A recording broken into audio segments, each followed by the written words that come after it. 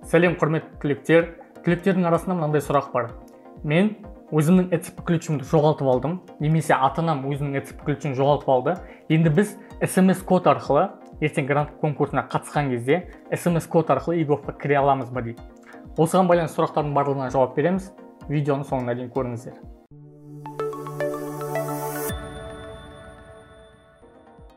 Енді мынандай нәрсе бар. Сіз ертең грант конкурсына қатысар кезде, егофтың ішіне кіретін кезде, сіз SMS-код арқылы кіре аласыз, егер сізде жаныңызда ECP ключіңіз жоқ болса. Бірақ бір носы бар. Ол сіз оның алдында егофқа тіркелген болуыңыз керек.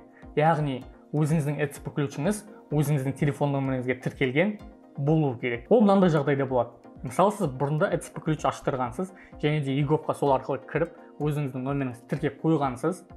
Енді сіз ертең грант конкурсына қатысатын кезде егофқа сол нөміріңізге SMS пароль алу арқылы кіре аласыз. Бірақ ECP ключ арқылы бұның алдында егоф сайтына кірмеген болсаңыз, оны мүлдем қолданбаған болсаңыз, ECP ключін бірінші рет қолданайын деп тұрған болсаңыз, онда SMS парольді қолдана алмайсыз. Енді ең жаман жағдайды алып көрейік.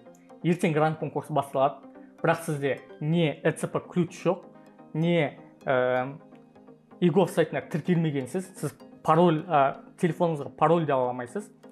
Енді не істеу керек? Сізде екі жолы бар.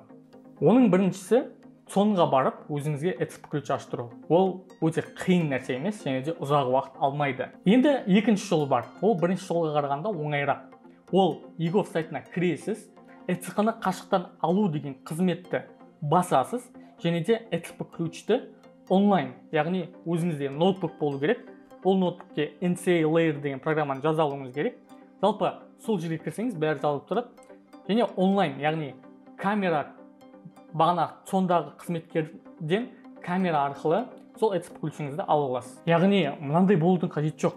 Ё-моё, ECP ключті аштыру үшін соңға барам ба не, немесе егоф арқылы қалай грант конкурсына қатысам, неге бәрі онлайн болып кетті деген сияқты ойлаудың қажеті жоқ. Ойлау бағытыңызды өзгертіңіз, яғни наоборот қуаныңыз.